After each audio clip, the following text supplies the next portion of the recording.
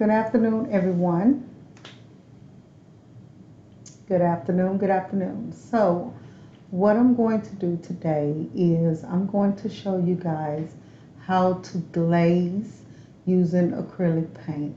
So, I have already done my painting with all of the black and white values that I want to use right now.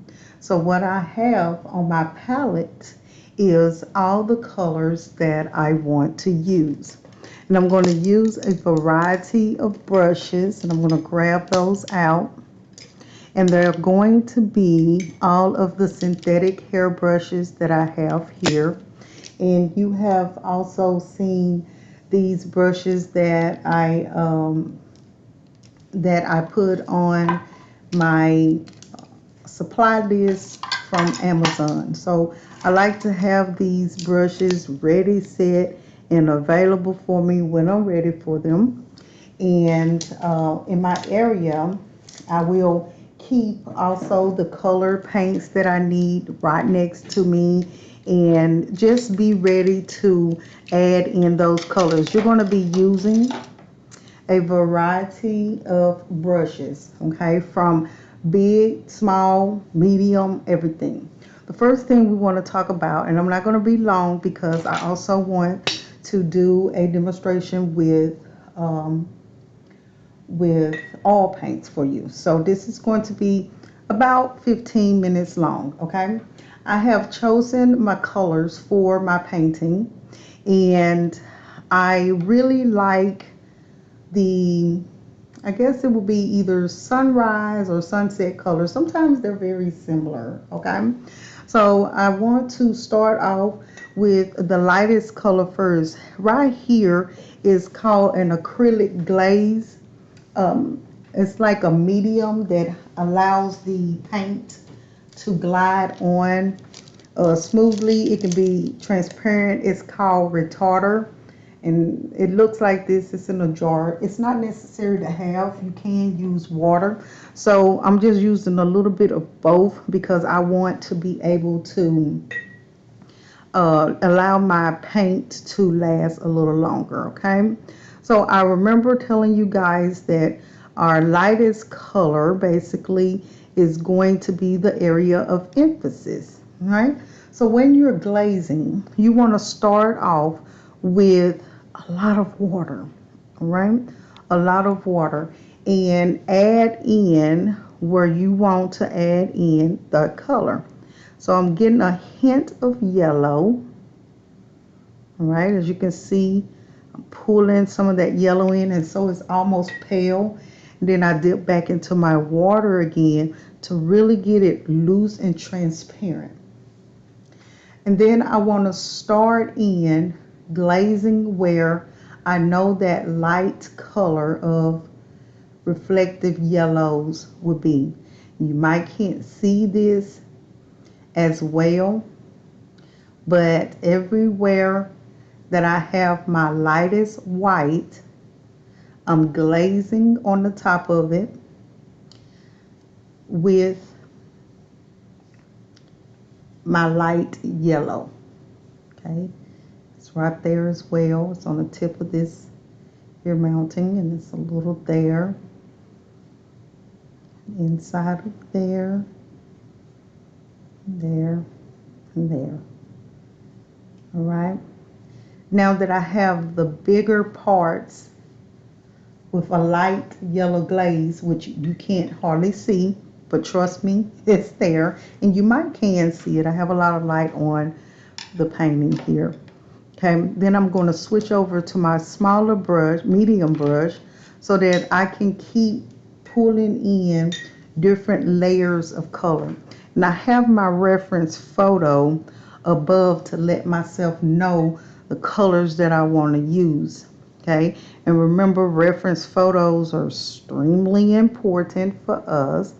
And I see that I don't have a lot of reds, but I have more of a magenta color. And so that's what I've mixed together, my yellow and my magenta color. And I want to say that it's called, let me look at it. Let me go in my handy dandy cards down here.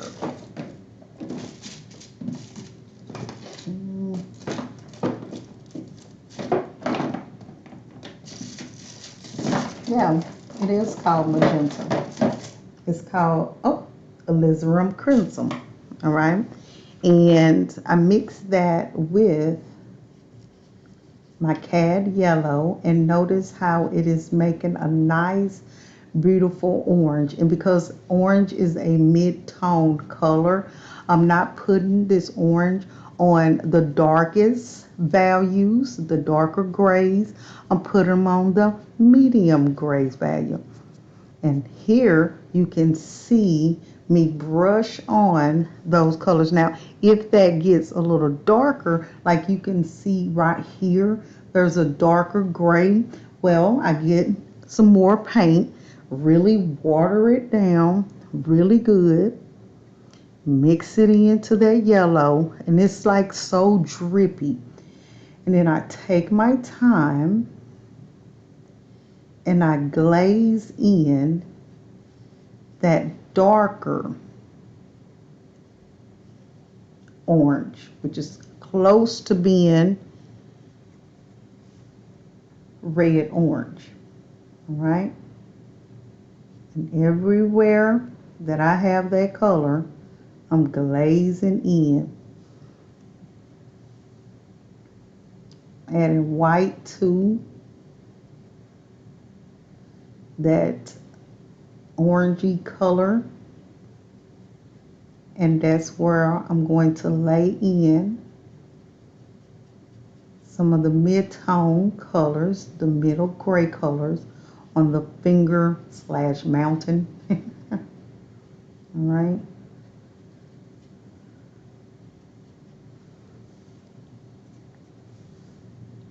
Everywhere that I have a tone, and you have to start to use your discretion to where these tones add up. Now, this is a tip for you.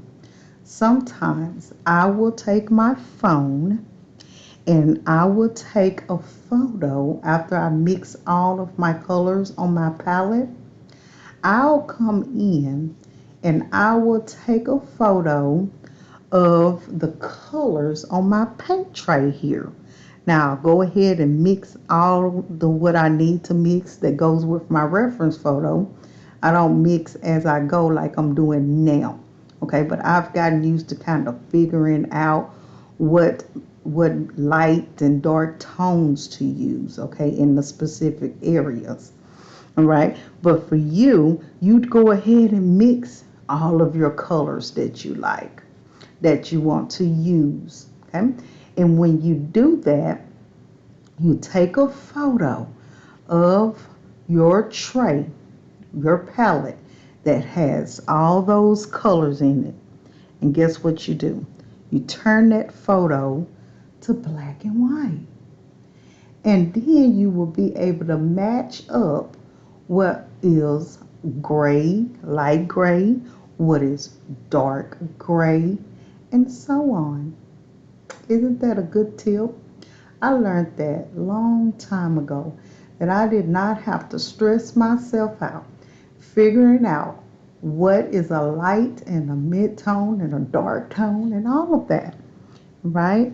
So that's a tip for you. Now I'm going to keep coming in here, adding more water and more of that medium, and I'm starting to get even darker with that violet. I'm looking at my reference photo, and it's a really beautiful purple violet color, and I'm going to lay that color in where I know that it's going to go, right? And of course, purple is a dark color, yes, and so I know the value of that purple is probably about these 4s and 5s that I'm hitting. And what I'll do next, after glazing in that, I'll come in and put some of those blue violets in. Those blue violets are going to be these here 8s and 9 values, okay?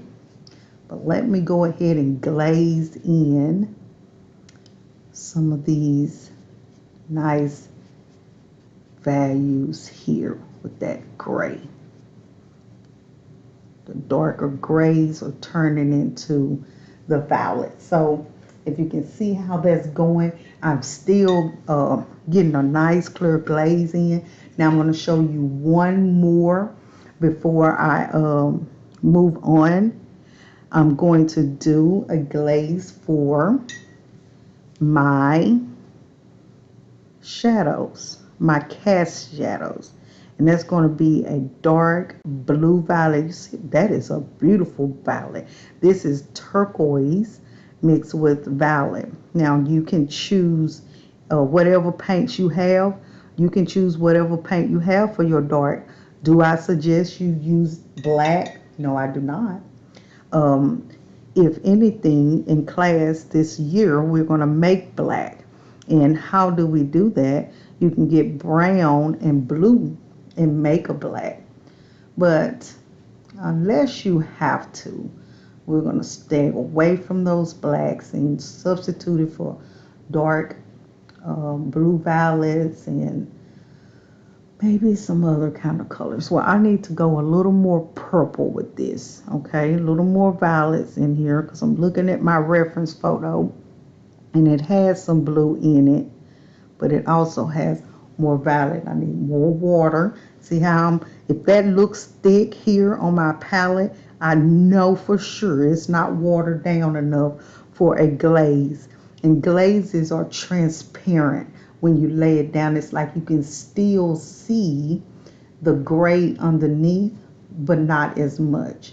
So everywhere I see those really, really dark values, I'm going to take my time and come in and substitute those for this blue violet color. And look how it glazes on top of that black and white values that we used over the week. I want to implement a little more of that red violet. Isn't that gorgeous? And so this is called glazing. When you adding a thin layer of transparent color on top of your underpainting. And this, what we did it as an underpainting. All week long we've been adding these values in grayscale. Now eventually what I'm going to teach you guys is that you can do an underpainting, which is the black and white, with just using one color instead of the black and white. For example, we'll use, let's just say, for example, we'll use burnt sienna. Yeah, we would use burnt sienna or brown madder. Okay, I'm going to grab some of this pink here. I don't want to leave those gorgeous pinks out. We would use that one color and we will do an underpainting. Okay, and we would use water only in the areas that we wanted to be darker. We'd use more of that burnt sienna, but the colors that we want to be lighter, we'd use more water. Yeah. So now you can get a clear idea of all this beautiful glazing coming in, adding those beautiful vibrant colors of whatever you're painting on your painting. And I'm going to keep going with this, of course. And as I continue to paint and add more glazing, when one glazed area dry, I put another glazed area on top of it. And what do you think's going to happen, guys? You're right. It's going to look fully painted. And it's going to be is going to be really nice. It's going to have gorgeous layers of color. I want to mix some pink in with that yellow. Oh, yes, it really does make a nice yolk color. I love experimenting with color. So as you see on my palette, I have a limited number of paints. Sometimes we think that we have to have so many colors. We do not, you guys. We don't. We can really stick with a limited number of colors and mix colors to make other ones. That's the key. So there's so much color harmony in your painting when you use limited colors and sporadically place those colors throughout your painting, like I'm doing this. And of course, I'll start marrying and reflecting a lot of the sky and hill colors inside of my water down there. I will. But notice now how everything is really starting to dry up from that first glaze, and now I'm going back on it, over top of it, and adding even more glaze of color. And I'm trying to keep the same family of all the colors that I have started with. Yes, fix that right there. I'll fix that later. Okay, I was trying to talk too much and go fast at the same time. That's a no. I want to really put a color there, but I'm thinking it's gonna be too. Okay, that's better. I was thinking that this was going to be a little too light over here in this area. So let me mix up a nice violet glaze. Okay, that's a good mid-tone, don't you think? Not too dark, not too light, but still reflecting the lightness from that sunset over there. I was going to make that darker with that gray, and I completely forgot about it. Okay, that's okay. I did it now. And some of that blue into that, glazing it in, still keeping it nice and light, blending really good my colors. Look at that. Adding more water. Okay, and so now that is it, guys. This is how you're going to be glazing in all of your colors for your painting. So before we start painting, glazing with color, let's go ahead and choose our color family. That means, what colors are you going to use? What limited colors? I want you to pick, of course, your white, and then 1, 2, 3, 4, 5 more colors. Okay, that's pretty limited. Usually a limited is about 4 to 5. So that's good that we are choosing about 5. Think of your 5 colors. Okay, and if you have to do swatches first, I want you to do that. How do I do swatches, Miss Sherman? Well, I pick my colors. I put a small dot of the colors where I want it to be. And then I make little squares of all the colors I'm going to use and lay them down on a canvas pad or paper or whatever, just a tester. And I probably will keep those colors in front of me as I'm working. That's what a color swatch is. And if you need my help to figure out what family you want to use, obviously I'm here to help you. Now, that's the step that I want you to do before you just willy-nilly started adding color onto your painting. All right, so you guys, this is going to be awesome. This is going to be looking good. And I look forward to seeing what you have when you finish. Have a good day. Bye-bye.